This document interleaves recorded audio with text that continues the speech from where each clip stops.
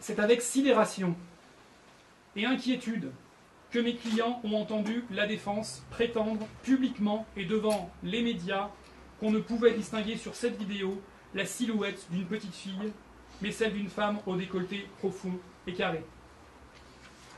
Comment la défense, qui avait pourtant accès au dossier et donc à cette vidéo, a-t-elle pu publiquement affirmer des choses pareilles? Comment la défense a-t-elle pu insinuer que le véhicule visible sur cette vidéo n'était pas celui de Nordal-Lelandais? Je pose la question.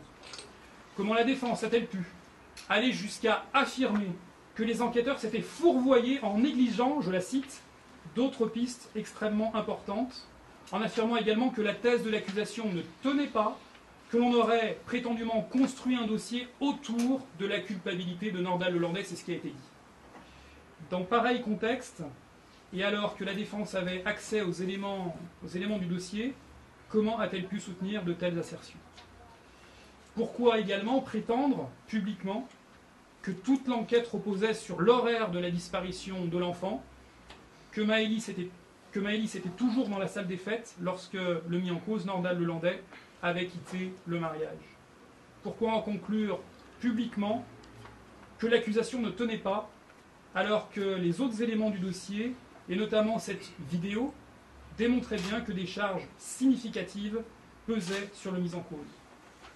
La défense pouvait-elle jouer cette carte devant les médias, comme d'ailleurs devant les juges, les magistrats, alors qu'en parallèle, une seule personne, Nordal-Lelandais, mis en cause par des charges accablantes, pouvait nous dire ce qu'il était advenu de l'enfant?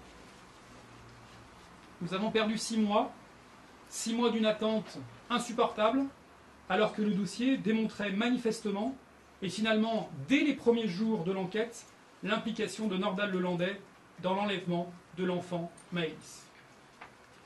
Je pose sereinement, calmement, mais solennellement, la question des responsabilités, à minima morales, à lever dans ce contexte sans équivalent dans notre histoire pénale contemporaine.